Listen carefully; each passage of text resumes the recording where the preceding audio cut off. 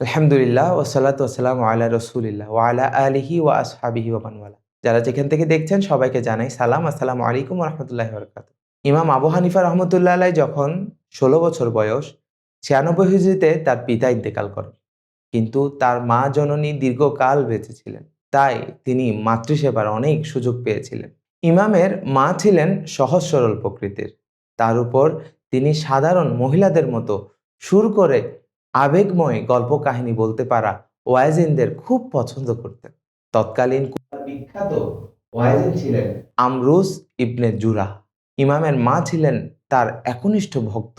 ইমাম আবু হানিফা রহমতুল্লাহ আলাইহি বললেন, আমার মা একটি মাসালা জানার ইচ্ছে হলে তিনি আমাকে জিজ্ঞেস করলেন। আমি উত্তর দিলাম। তিনি কিছুক্ষণ পর আমাকে বললেন, আমি আমরুদের উত্তর ছাড়া সন্তুষ্ট নই। যাও তার কাছ থেকে এটা জিজ্ঞেস করে এসো।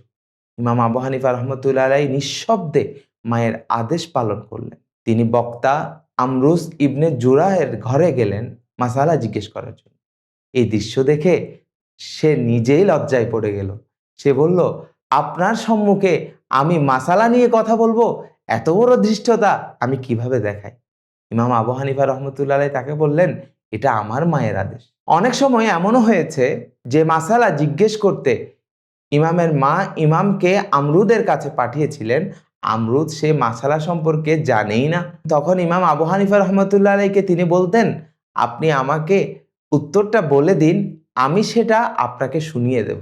একবার মা একটি প্রশ্ন করলেন। ইমাম আবু হানিফা রহমতুল্লাহ আলাইহি সেটির জবাব দিলেন।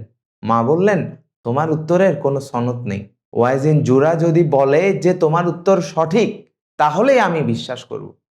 ইমাম আবু হানিফা রহমতুল্লাহ আলাইহি মাকে নিয়ে জুরার কাছে ছুটলেন। আমরুদ ইবনে জুরা এর নিকট পৌঁছে মা সবিস্তারে মাসালা বর্ণনা করলেন। সে ইমামের মাকে শুনিয়ে ইমাম আবু হানিফা রহমতুল্লাহ আলাইহিকে বললেন, আপনি আমার থেকে অনেক বড় আলেম, আমার থেকে অনেক বেশি জানেন, আপনি নিজে কেন এই মাসালার উত্তর দেন না? ইমাম আবু হানিফা রহমতুল্লাহ আলাইহি তাকে বললেন, আমি এরকম ফতোয়া দিয়েছিলাম, কিন্তু আমার মা সেই উত্তরে সন্তুষ্ট হননি। আমরুদ সাথে সাথে বললেন, এটাই তো সঠিক উত্তর। মা তখন নিজ কানে শুনে খুশি হয়ে ইমাম আবু হানিফা রহমতুল্লাহ আলাইহিকে বললেন, চলো এবার বাড়ি ফেরা যাক। পরচর্চা পরনিন্দা ছিল ইমামে আজম আবু হানিফার প্রকৃতি বিরুদ্ধ।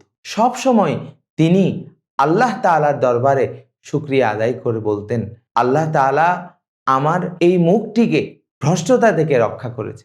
একজন বলল, জনাব, লোকেরা আপনার সম্পর্কে কত কত কিছু বলে, অথচ আপনার মুখ থেকে তাদের সম্পর্কে কোনোদিন কোনো কটু কথা শুনলাম না।